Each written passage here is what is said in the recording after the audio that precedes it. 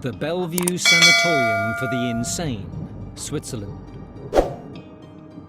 On the 27th of July 1932, a female inmate slipped through an open window and made a getaway. In the local town, she boarded a train heading for the border with Germany and freedom. But just on the point of escape, she was apprehended. For the authorities, it was just another day managing the strange inmates of the local asylum. But this woman was no ordinary inmate. This woman was Prince Philip's mother. We all know about the Queen Mum, so outgoing, so well publicized, so loving of publicity, in fact. Well, we forget there was another Queen Mum, very eccentric but also incredibly strong-willed. Unlike the Queen Mum, Prince Philip's mother was born a princess, but turned her back on royal life. You didn't think of Aunt Alice as a cosy old aunt. You thought of her as somebody rather unique, actually. She was locked away in mental hospitals and subjected to experimental treatments by psychiatrists, including Sigmund Freud. Nobody wanted to talk about it, and it was regarded as rather hushed up. But she overcame mental illness and physical disability to become an unlikely hero of World War II. This is the strange and remarkable story of Prince Philip's mother, Princess Alice, one of the royal family's best-kept secrets.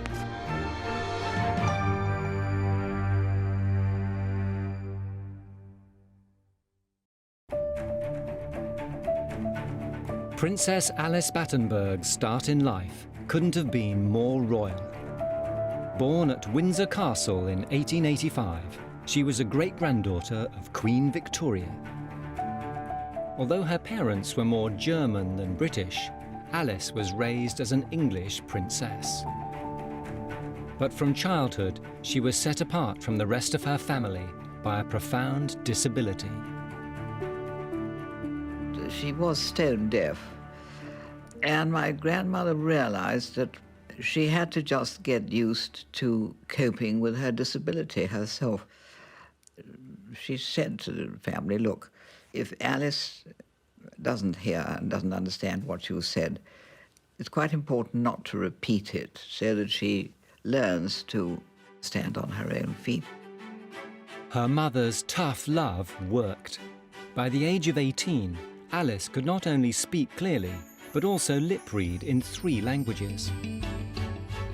And in 1902, at the coronation celebrations of King Edward VII, she met and fell in love with the glamorous Prince Andrew, youngest son of King George I of Greece.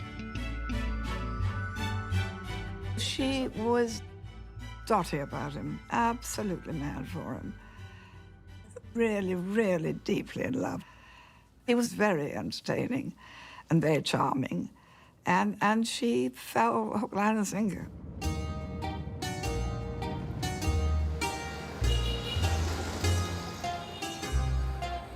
After their wedding in 1903, Alice set up home with her husband in her newly adopted country.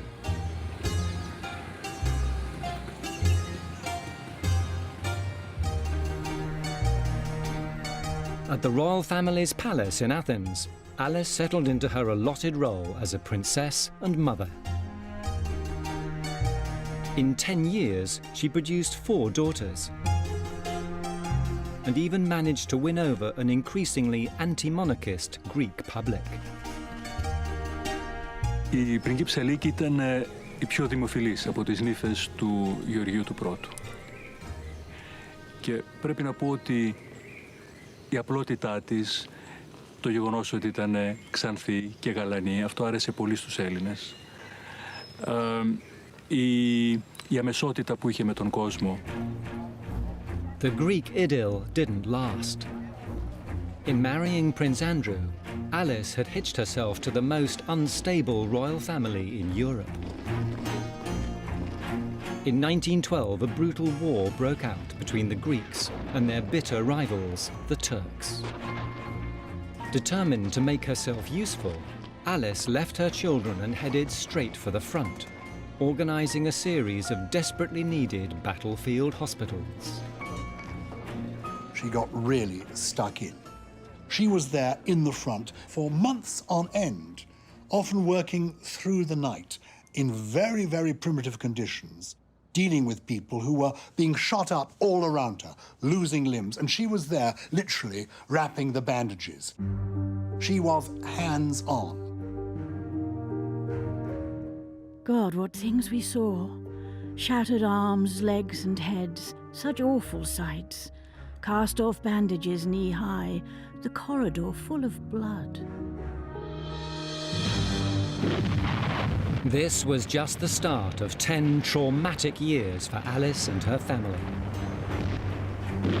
The First World War triggered a decade of conflict in Greece between pro- and anti-royalist forces. In 1922, Republican troops entered Athens. Alice's brother-in-law, the king, fled the country. But her husband, Prince Andrew, was arrested and put on trial by a revolutionary court. It was all so awful.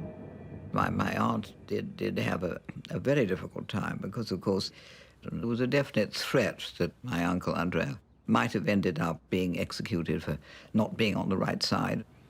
They must have come under a great deal of pressure. To add to her worries, Alice had just given birth to a 5th child. In June 1921, Prince Philip was delivered on the kitchen table of Alice's country home. Philip was born 6th in line to the increasingly beleaguered Greek throne, but the child was blissfully oblivious to the crisis engulfing his family. Philip sits with bare legs on the hard road and crawls on it without minding the stones. He laughs all day long. I have never seen such a cheerful baby. But there was no time for celebrations. In December 1922, Philip's father, Prince Andrew, was convicted of disloyalty by the revolutionary authorities and faced a death sentence. When Prince Andrew was granted a last-minute stay of execution, the family seized their opportunity to flee. With the baby Prince Philip stowed in an orange crate as a makeshift cot, Alice and her family boarded a British warship and sailed into a humiliating exile. Alice's life as a conventional royal princess was over.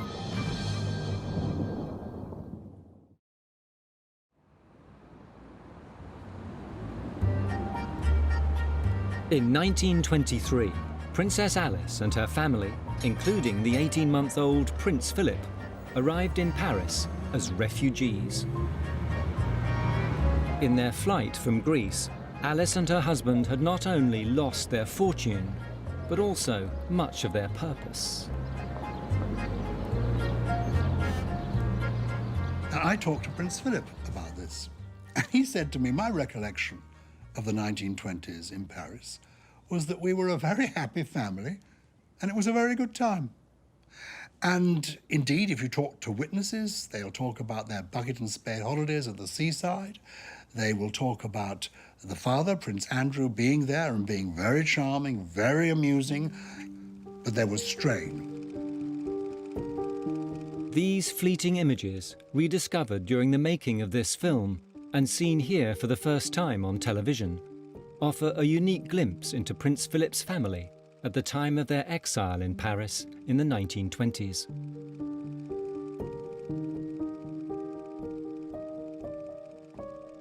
In front of the camera, Philip's father, his sister,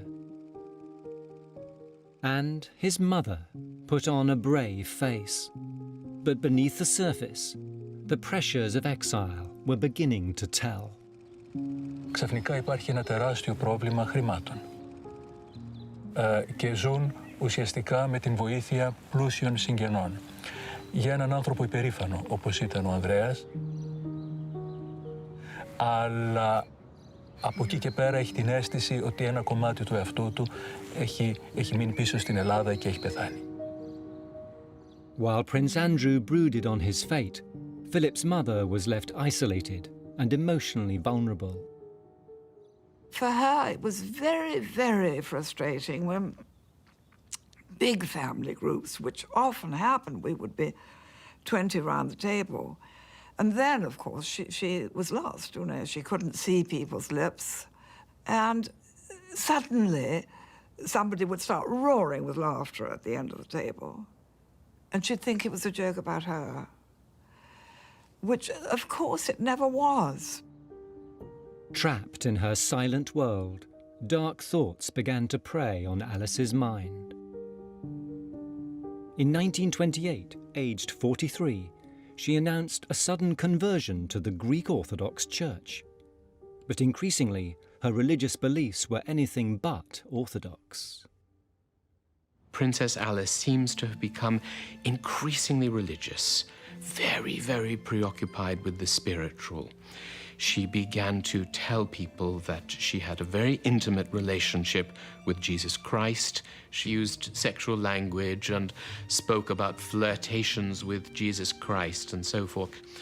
She ultimately came to believe that she had a photograph signed by Jesus Christ.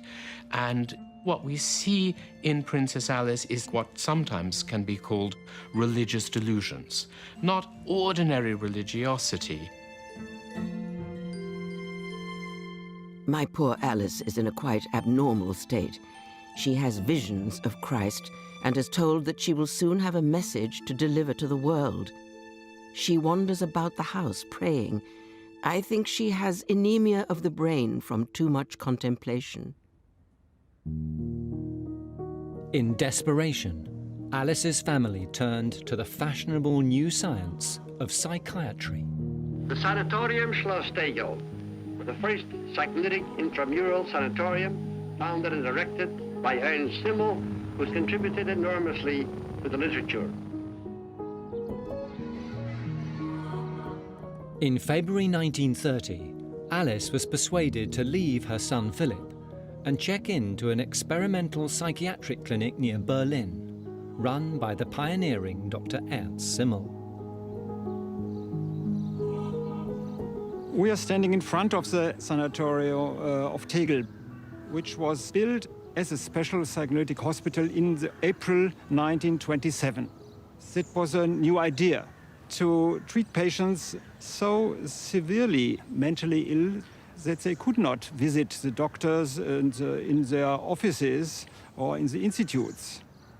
There were phobias, obsessive-compulsive neurosis, and also addictions of different kinds, alcohol, cocaine, and so on.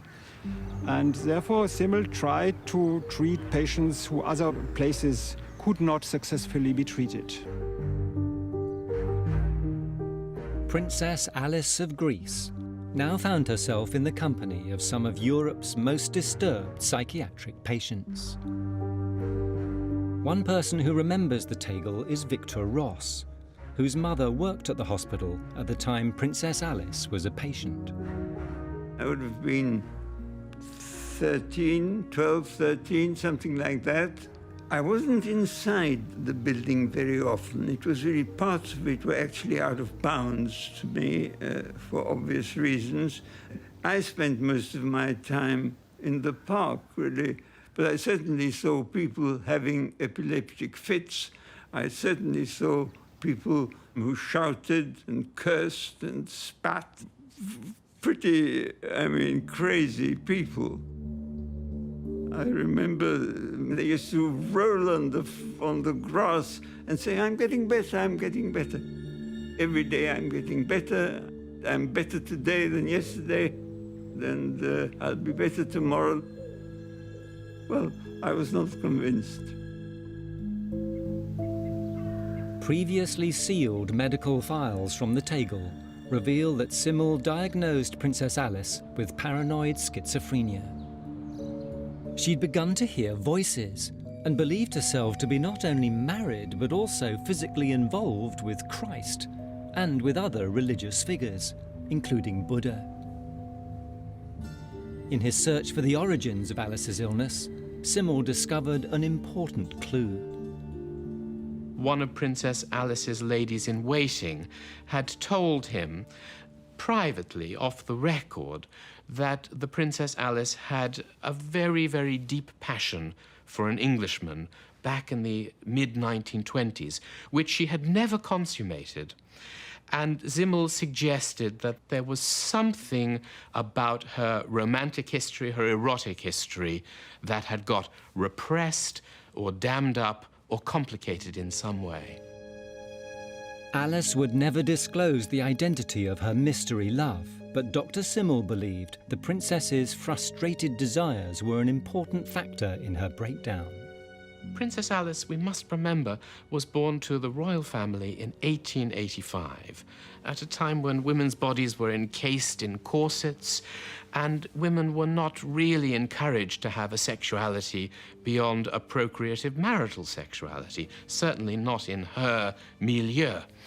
And I think we must remember how shocking it would have been, not only to her relatives and friends, but to herself, to have, perhaps, an erotic attraction towards someone other than her husband and not quite know what to do with these feelings. Seeking advice for how to treat his royal patient, Dr. Simmel now turned to a famous colleague and mentor.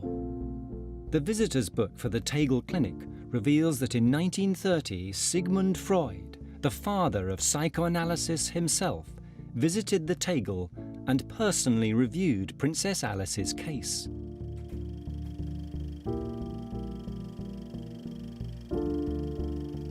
His recommendations were shocking and controversial. Extraordinarily, Freud recommended that Princess Alice might be given X-rays to her ovaries. Now, when I first read this in the published case notes, I was really very, very shocked indeed, because his entire psychology is based on non-biological treatments, non-medical treatments, to get them to talk, the talking cure, not to give them X-rays. So this prescription for Princess Alice is really very anomalous and very perplexing indeed. The explanation for Freud's unusual advice lies in his connection with a Viennese scientist who specialized in the study of hormones and sexuality. In the 1920s, Eugen Steinach performed a series of radical experiments, including transplanting the testicles of gay men in order to cure their condition. Steinach also speculated that X-rays could be used to accelerate the menopause, triggering hormonal changes that could cure mental illness. At the time when Alice came to the hospital, they were discussing, especially Freud and Simmel, discussing whether hormones could help for a breakout of schizophrenia and severe psychosis.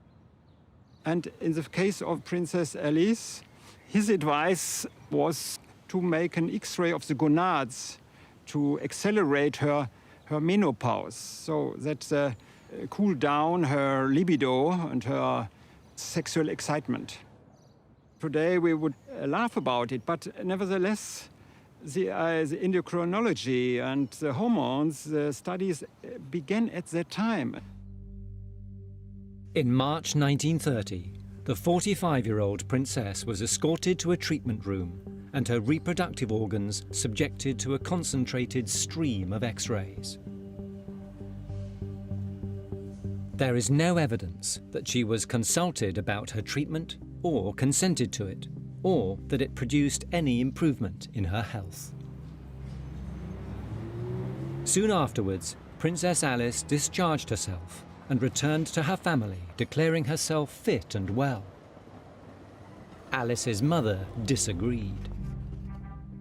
Her illusions are still firmly rooted. Her face has altered, and her expression, especially in the eyes, is altered too. When she is enjoying being among us, I feel a brute, and then again, I clearly realize the need of her going away. She did behave quite strangely. And in those days, again, you see, it sounds awful to say it, but if people behaved in a strange manner, then what people did was remove them from their family's situation and put them in some sort of a clinic where, you know, it didn't matter what they did. On the 2nd of May 1930, while the 8-year-old Prince Philip was taken out for the day, Alice received an unexpected visit. I mean, the most awful thing is that pretty much one day her mother takes Prince Philip off for a picnic, and by the time he comes home, his mother's gone. And it's literally a car and men in white coats coming to take her away. Philip's mother was forcibly bundled into a car and given a powerful sedative concealed inside an orange. Shortly after midnight, Alice crossed the border into Switzerland and arrived at the Bellevue Sanatorium. Prince Philip's mother was no longer just a patient, but a prisoner.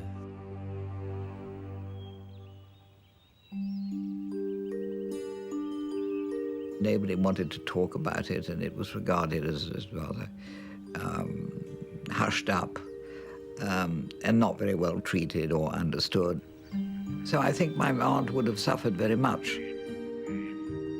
It was difficult to talk to other people about it because they were embarrassed or ashamed and all the nonsense. But in those days, of course, it was something to be kept very quiet about. The Bellevue was an exclusive Swiss sanatorium that catered for the mentally ill amongst Europe's richest families. But it could offer little in the way of effective treatment. For the next 2.5 years, Alice was detained at the Bellevue. Protesting her sanity, she demanded her freedom and even made a daring escape attempt. But Alice had not only lost her liberty, she'd also been abandoned by her husband. Well, Prince Andrew was not at all supportive, I don't think. I think that by the time that Princess Alice went into the nursing home at Kreuzlingen, I think he had fundamentally had enough, and I personally believe that he renounced, you know, any responsibility for his wife at that point. Well, I mean, he went and lived in the south of France, and he had mistresses, and he was no support to anybody. Although they would never divorce, the marriage was over. And Alice hadn't only lost her husband. While she was under lock and key, in the space of little over a year, all 4 of her daughters married German princes. They lock her away, and it was a terrible time for her. She isn't able to go to all the weddings. She doesn't get word of them. She becomes an isolated, lonely figure. But the hardest separation of all was from her youngest child, Prince Philip. In his mother's absence, Philip was packed off to boarding schools in England, and during the holidays farmed out to members of the extended family, including his uncle, Lord Mountbatten. He was a lovely cousin to have around, he really was. But it was a very difficult childhood for him, and the time of the holidays, he never actually knew where he was going to go when he started the holidays. I mean, I suppose he was told just shortly before, but there wasn't the feeling of having a definite home like all children have. One of the royal family once said, Prince Philip was like a dog always looking for a basket. And that characterized his early life. He was always being shuffled from pillar to post, from one relative to the other.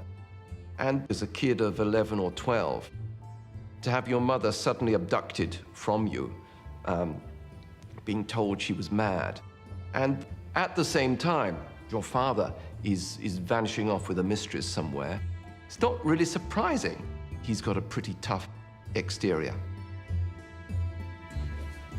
Talking about Prince Philip not having one special home, but having a series of different family homes all his life, really, as a young man.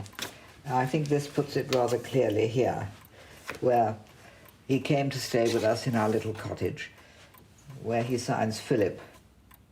And he wrote under address, "No fixed abode," which really says it all.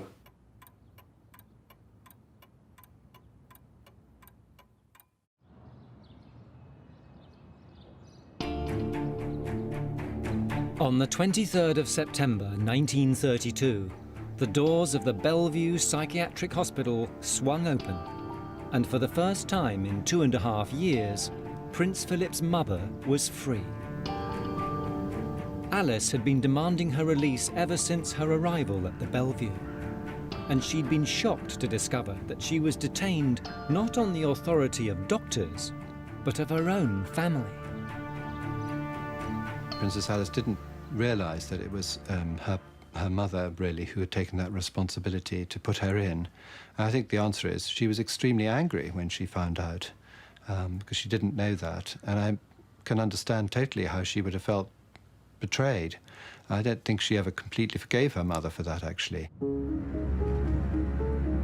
As the worst of Alice's symptoms receded, her mother finally agreed to authorize her release. Alice now determined to turn her back on the family that she felt had let her down. It must be obvious to you and the whole family, as well as myself, that I should not take up my former life. For 5 years, Prince Philip's mother disappeared.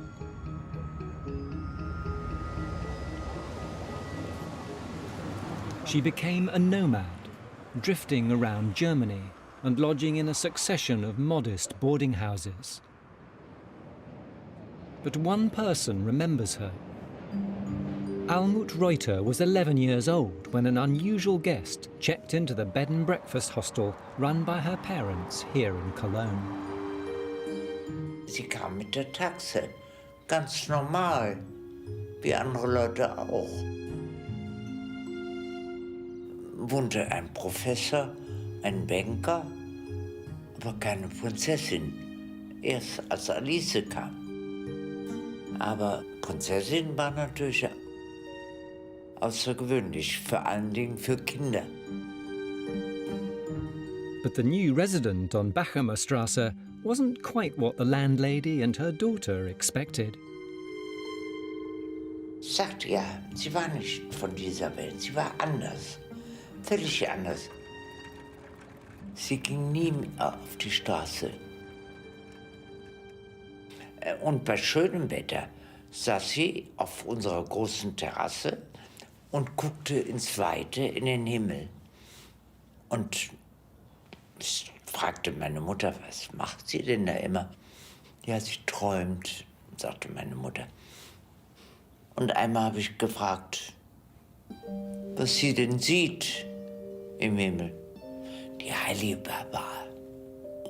Die heilige Barbara. Alice was emerging from her breakdown with her intense religious faith intact. But as she regained her health, her thoughts also returned to her teenage son. Und meine Mutter hat sie sehr oft zum Kaffee eingeladen. Und einmal, ein einziges Mal, durfte ich bei ihr auf dem Schoß sitzen, weil sie gesagt hat, wie mein Sohn, wie Philipp. It would take a tragedy to bring Alice and Philip back together. In 1937, Alice's daughter Cecile was killed in an air crash along with her husband and 3 children. At the funeral in Nazi Germany, Alice was reunited with the family for the first time in 7 years. And in the princess, the family recognized the Alice of old. I think that the death of her daughter Cecile was a real shock and seemed to sort of make her once again feel that actually, you know, she was needed and she should be there to help her family. Suddenly there she was again.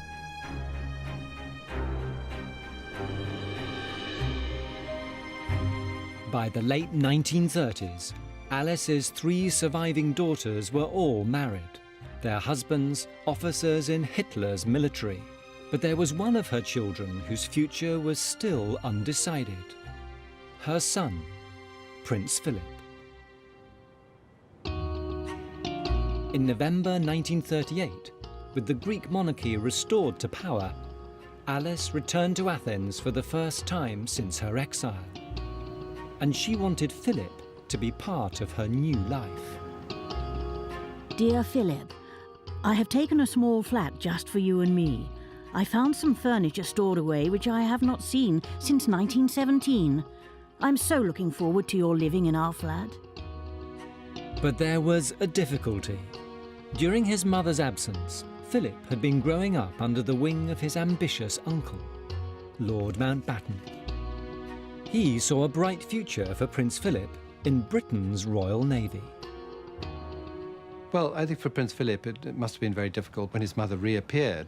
She sort of felt that he ought to become a Prince of Greece and get to know Athens better because there was a chance that he might one day be King of Greece, and that's what she had in mind. And, you know, they didn't see that at all. The 17-year-old Philip had to choose between an uncertain future in Greece with his mother and a promising naval career in Britain. I don't think that the family were keen for him to go and live with his mother. They would have felt that, you know, she hadn't been around all those years. A lot of people didn't really take her seriously. They thought she was just off on another of her sort of kind of, you know, fanciful idea trips. So it's a bit sad for her, really, because, again, she had not known her son while he was growing up, and by then, in a sense, it was sort of too late.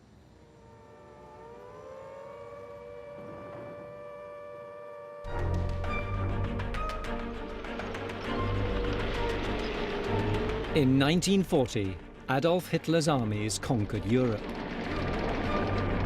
And in April 1941, the swastika was raised over the Acropolis. Alice now found herself alone in Nazi-occupied Greece. Her son fighting in Britain's Royal Navy. Britain now stood alone against the Nazis. Elizabeth, the future Queen Mother, did her bit for the war effort, visiting bombed-out Londoners. But in occupied Athens, Prince Philip's mother offered help of a more practical kind. She set to work in a soup kitchen for the needy. Then the food ran out. Athens began to starve. I do remember my father being so worried about her, because there she was, stuck in Athens, great deprivation, very little food. And so my father was always on the lookout for any possibility of sending her a food parcel or money. And 2 or 3 times there was an opportunity. He heard of somebody who would be able to get it through to her. And so he sends it, and was so exasperated because she immediately gave it away. And at the dining room table or something, he'd say, Alice is driving me dotty, you know. I managed to send Commander so-and-so, he's taking a package and they're smuggling it through to her. What has she done? Given it away. Every time he sent her something. But Alice's greatest act of charity was still to come. In 1943, Nazi authorities in Greece began the deportation of Jews to death camps. In the city of Salonika, 60,000 Jews were rounded up, but a few escaped and fled south to Athens. Amongst them were the Cohens, one of the country's most prominent Jewish families and old friends of the Greek royal family. When word of the Cohens' plight reached Princess Alice, she faced a terrible decision. And they were just passing the residence of Princess Alice. At the moment they passed, at the very moment they passed, a door opened and the lady-in-waiting of Princess Alice came out. She said to Tilde, "We are looking for you. We are looking for you since yesterday. And Princess Alice wants absolutely to see you because she is ready to hide you." And it was a miracle. For more than a year, Alice concealed the Cohens on the top floor of her residence in central Athens. Discovery would have meant certain death for them and grave danger for Alice.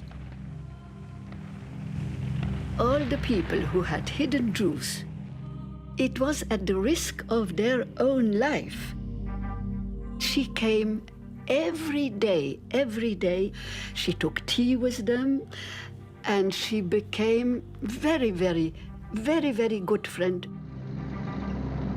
The resourceful princess even managed to turn her disability into a weapon. One day the Gestapo came and they wanted to know who lived in the residence. Princess Alice didn't answer. She said that she was deaf, and she was deaf. And she had no fear. She was very courageous.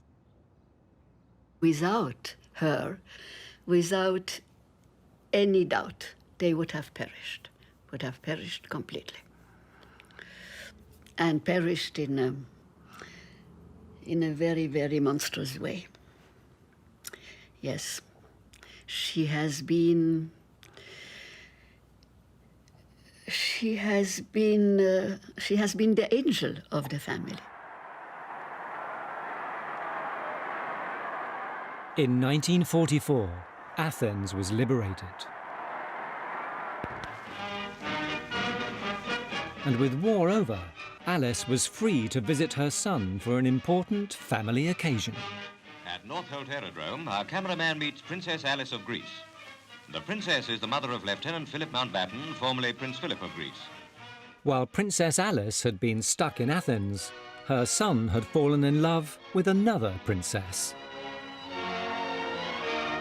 Princess Elizabeth and Lieutenant Mountbatten will never forget July the 10th, 1947. With his engagement to the future queen, Philip's future was decided once and for all. Their Majesties the King and Queen were followed by Queen Mary and Princess Andrew of Greece, the bridegroom's mother. Alice had been prevented from attending the weddings of her 4 daughters. This one she was not going to miss. But there were some who raised an eyebrow at the bridegroom's unconventional mother. There were quite a few people at court who had reservations about him because of his family. Who was he? Where did he come from? And during the run-up to his engagement to Princess Elizabeth, he was staying at Windsor Castle, and he was being shown around the castle by a rather patronizing courtier who was giving him a sort of rundown of the history of the castle. And Prince Philip interrupted the courtier and said, "Yes, thank you very much. I do know. My mother was born here."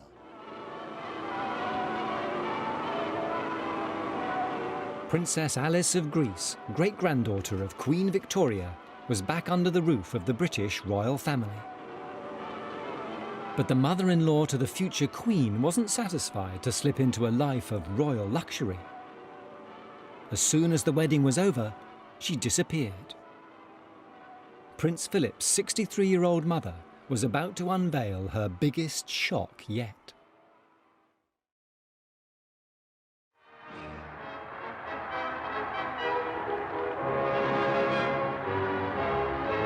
In June 1953, the eyes of the world were on London.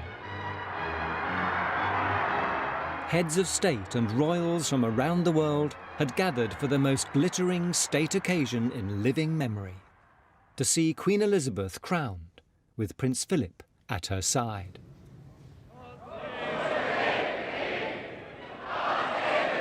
But amongst the ermine, the jewels and the gold braid, there was one figure who stood out from the rest. Watch the coronation, and the camera, of course, concentrates on the royal party. But behind comes another solitary figure, a nun in grey, walking through the abbey. Who is it? Believe it or not, it's Princess Alice, the Duke of Edinburgh's mum.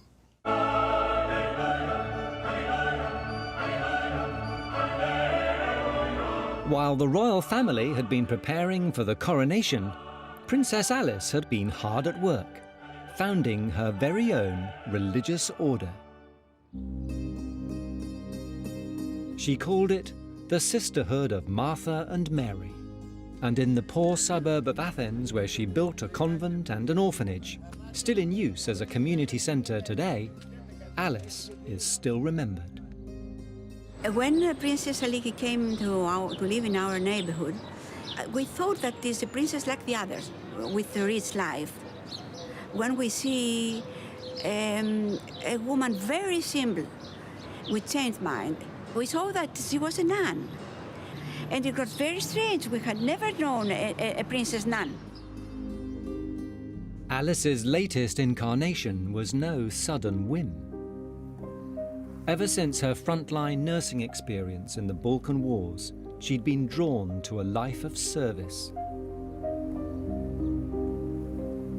25 years after being locked up for her unorthodox religious ideas, Alice had finally found her calling. She invited me to go and stay in Athens. And she lived in tiny apartments, trying to catch novices to enter her order. And she did it very seriously. The young Greek girls were very obedient, because there was one awful moment that she was going actually to inspect a hospital, and a nun was driving, and Aunt Alice suddenly says, "Left, left here." And so, of course, left here, as she orders. The wheel is turned left, they go into a blank wall. They were both carried into the hospital on stretchers. To fund her project, Alice had sold off the last of her royal jewellery collection, much to the dismay of family members, and her religious fervour continued to baffle. My grandmother was a bit sceptical about it, and I do remember her saying, "Whoever heard of an abbess who smoked and played canasta?" But if some of the royal family found it hard to take Alice's faith seriously, to the poor of Athens, she was a godsend. I was an orphan, and she embraced me and kissed my head. I was very proud. And from that moment, she called me my little neighbor. That woman could read your heart. And I must tell you something. I try not to cry. And she was an ideal for me. I must offer something, as this woman offers. And after many years, I came to the Red Cross and became a volunteer of the Red Cross.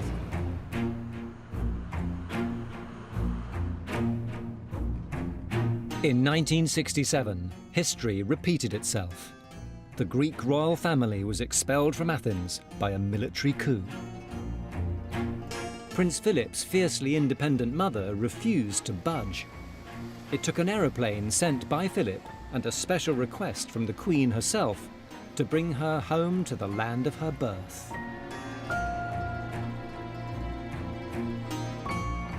Alice moved into a small room in Buckingham Palace.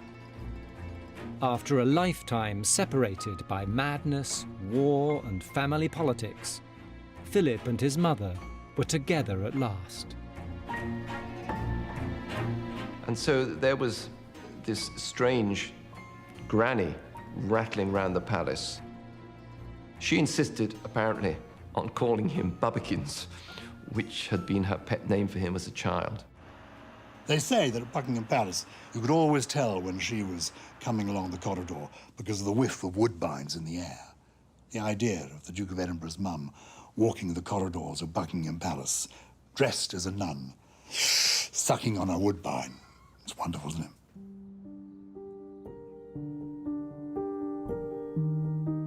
Just 2 years after being reunited with her son, Princess Alice died at Buckingham Palace on the 5th of December, 1969. Her only worldly possessions were 3 dressing gowns. Shortly before her death, Alice wrote a farewell to her son. Dearest Philip, be brave. And remember, I will never leave you. And you will always find me when you need me most. All my devoted love, your old Mamma. But Prince Philip's mother had one final surprise in store. She told her family that she wanted to be buried on the Mount of Olives. And someone said, well, how are we going to get there to visit the grave? She said, well, you can take the bus. It would take 2 decades for Prince Philip to carry out his mother's final wish. In 1988, after years of negotiations between church authorities, Princess Alice's coffin was flown to Jerusalem and interred in the Orthodox Church on the Mount of Olives. It was the first time any member of the royal family has been to the State of Israel. Shortly afterwards, her son made a pilgrimage to her grave and accepted the highest possible honor on her behalf from the Jewish nation for her courageous actions during the Second World War. She was a person with a deep religious faith, and she would have considered it to be perfectly natural human reaction to fellow beings in distress. This is the place where the remains of Princess Alice are kept.